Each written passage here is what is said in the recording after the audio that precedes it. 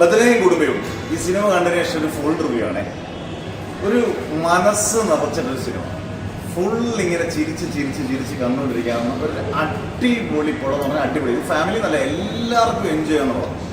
ഇത് റിവ്യൂ ഒന്നും ആരും നോക്കേണ്ട പോലും ആവശ്യമില്ല, ആരും റിവ്യൂ നോക്കേണ്ട ആവശ്യമില്ല. തിയേറ്ററിൽ അങ്ങോട്ട് പോയി കാണുക, നമ്മൾ ചിരിക്കുക, സമയം പോകുന്ന അറിയില്ല. 2.25 മണിക്കൂറിന് എടുത്തോണ്ട് ഈ പടം. പക്ഷേ എന്ത് രസമായിട്ടാണ് എടുത്ത് വെച്ചിരിക്കുന്നത്. ഗിരീഷ് ഷെഡിയാണ് ഇതിൻ്റെ സംവിധായകൻ. ഭാവന സ്റ്റുഡിയോസും നമ്മുടെ ഫഹദ് ഫാസിലുമാണ് എൻ്റെ പ്രൊഡ്യൂസിങ്.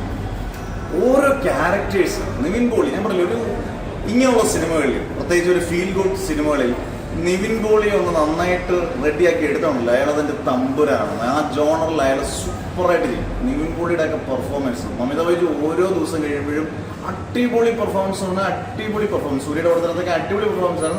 ഇപ്പോൾ അതിന് മോളിൽ നിൽക്കുന്ന ഒരു പെർഫോമൻസ് നമുക്ക് കിട്ടിയിട്ടുണ്ട്. നല്ല രസമായിട്ട് ആ ക്യാരക്ടർ എന്താണോ അത് ചെയ്തിട്ടുണ്ട്. സുരേഷ് കൃഷ്ണ, റോഷനെ, നമ്മുടെ സന്ദീപ്, സംഗീതം എല്ലാവരും തകർത്തിട്ടുണ്ട്.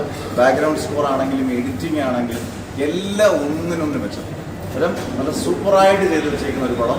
ഞാൻ ഒട്ടും ഇത്രയും പ്രതീക്ഷയായി. ഗീഷയുടെ പടങ്ങളെല്ലാം നല്ലതാണ്, പക്ഷേ നമ്മളെ എന്താണ് ഒരു ഇത്രയും സമയം കൂടുതലുണ്ടെങ്കിൽ പോലും നമ്മളെ രസിപ്പിച്ച് ചെറിയതായിട്ടൊക്കെ നമ്മളെ കണ്ണ് നിറയിപ്പിച്ചിട്ടൊക്കെ ഉള്ള സിനിമ.